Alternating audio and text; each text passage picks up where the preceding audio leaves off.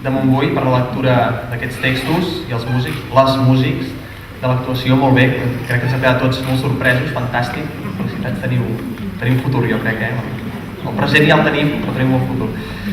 Com a representant de l'entitat organitzadora, Òmnium Cultural, us adreçaré unes breus paraules abans de convidar a veure l'exposició.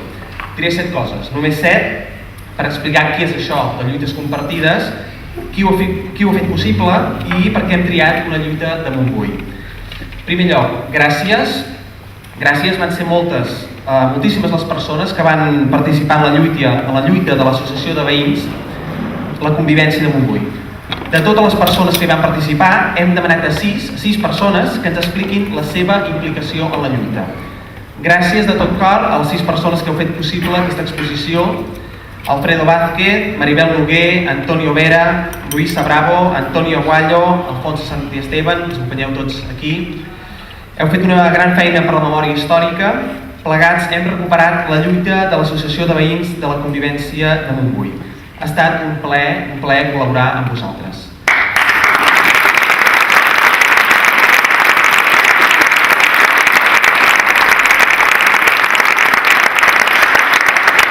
També aprofito a agrair el suport també de l'Ajuntament de Santa Margarida de Montbui. En segon lloc, volem respondre una pregunta que ens ha fet força aquests darrers dies. Per què recordeu les lluites compartides? Lluites compartides és un projecte amb una intenció ben clara i honesta: ajudar a cosir aquest país i fer aflorar els nostres èxits col·lectius. Difícilment un poble que no es reconegui en tota la seva diversitat i pluralitat pot afrontar els reptes de futur amb la força que necessita. I ho diem clar, des d'Òmnium Cultural en cap cas hem volgut atribuir-nos cap autoria ni protagonismes en aquestes lluites compartides. Hem volgut ser només un instrument, un punt de trobada, un pont de confluències per enfortir aquest exercici col·lectiu de reconèixer-nos en el nostre passat més immediat. Avui, amb modèstia, volem dir que aquesta i les 30 d'exposicions més que s'han fet arreu del país ens han fet una mica més rics, una mica més forts. Com diu el filòsof Xavier Antich, el que sou com a poble no és per essència o perquè deriva d'un passat immemorial, sinó per allò que ens hem guanyat en petites lluites i grans batalles a cada racó del país. En tercer lloc, volem contestar una altra pregunta. Per què heu triat la lluita veïnal de Montbui? Ens pregunten, no? Per què aquesta lluita? Fa un any ens vam plantejar quina lluita sindical, social, veïnal o ecologista de la història del Montbui es volia destacar. I ho vam tenir clar, la història dels veïns de Montbui, que és exemplar. La història de Montbui és la història de centenars de ciutadans que, arribats de diferents llocs, vau autoconstruir-vos un futur. Perquè on no hi havia res, hi vau haver unitat per tot. Vau construir cases i carrers, on només hi havia cascotes i barrancs.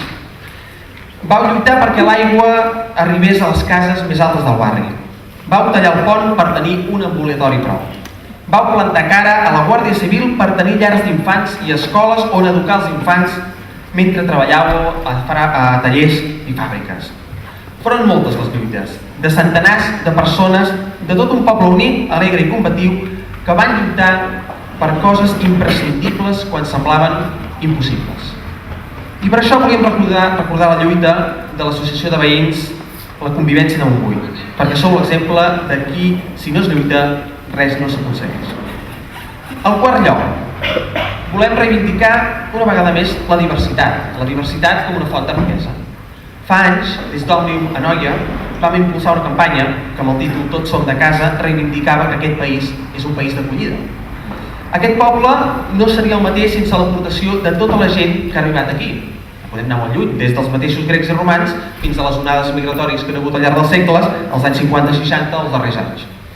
Sabem que Catalunya és més rica si tothom hi aporta. Un imaginari col·lectiu que centra en el fet migratori com un element estructural i enriquidor. Tots som de casa, vinguem d'on vinguem. Ho dèiem fa anys quan el racisme va entrar als ajuntaments i sobretot ara que esperem acollir ben aviat els refugiats. En cinquè lloc,